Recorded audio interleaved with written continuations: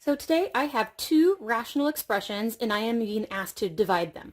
So if you remember, if I had a fraction divided by a fraction, we actually did, if you remember from elementary school, you probably remembered keep, change, flip. So this rational expression stays exactly the way that it is. We change from division to multiplication and we flip this fraction. So the once denominator is now in the numerator and the once numerator is now in the denominator. And now it looks like a problem we've been spending the last couple of days on. So we have a rational expression, or a fraction, be multiplied by another rational expression, or another fraction. So fraction times fraction, remember the very first thing that we were supposed to do, we need to factor everything. So I have 7x, that's not factorable, there's nothing, so there's 7x. 2x and a negative 10, I can factor out a GCF of a 2, so I have x minus 5 left, multiplied by, it's a trinomial with a leading of 1, so that meant that I ended up starting to look like this. I need two numbers that multiply to give me the 30, but when I add them, I end up getting the negative 11. So I know it's going to be a negative 6 and a negative 5, because negative 6 times negative 5 is a positive 30, but when I add them, I get the negative 11, which is what I needed. So this is a minus 6 and a minus 5. My denominator, they both have a GCF of an x, and so I have x minus 6 left. Now before we go anywhere, remember how we would look for undefines? This is a denominator, so he would be counted for. He is now a denominator, he will be counted for, but this up here was the denominator before we flipped it. So we actually have three different parts that we need to look at. The two now denominators, and the denominator that it was at the original problem up there. So just kind of keep that in mind for now.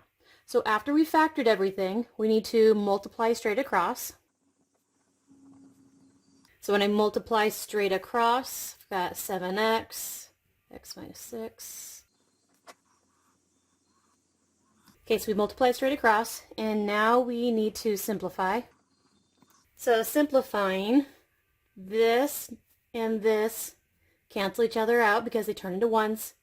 The x minus 5 and the x minus 5 cancel each other out because they turn into ones. And then I have 7 times an x all over 2 times an x left. These x's actually cancel each other out. I just couldn't see them up here. So my final answer is 7 over 2. But remember, the last thing is to check the undefines. Everything we highlighted in green is considered an undefined because everything we highlighted either is currently or was a denominator.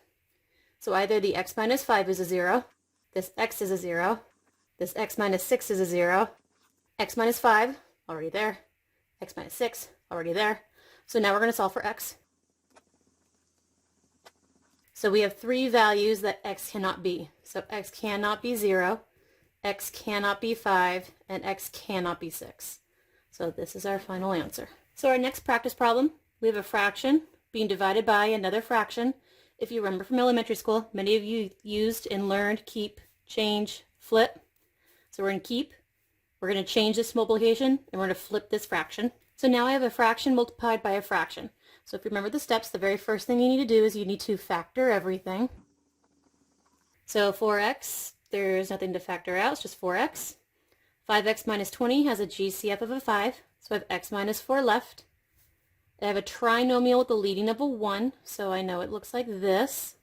And then I'm trying to figure out what two numbers multiply to give me that 8, but when I add them together, I get the negative 6. So I know 2 times 4 will give me 8, but 2 and 4 add to give me a positive 6. This doesn't get me what I want, but I'm really close. So negative 2 and negative 4 multiply to give me negative 8. Negative 2 plus negative 4 actually give me the negative 6. So I need the negative 4 and the negative 2. GCF is x, and so I have x minus 2. Now, similar to the last problem, this is currently a denominator. This is currently the denominator, but remember this fraction was flipped.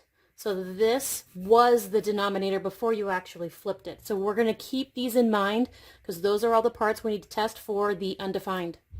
So after factoring everything, we have to multiply straight across.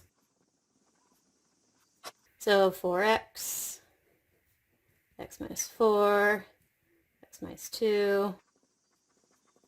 So numerator got multiplied to numerator, denominator got multiplied to denominator. Now I'm just going to one things out. So I see that this parenthesis one's out, and I see this parenthesis one's out. So what I have left is this 4 times that x, and this 5 times that x. I can know that the x's will one each other out. I just couldn't see it before because they were too far apart.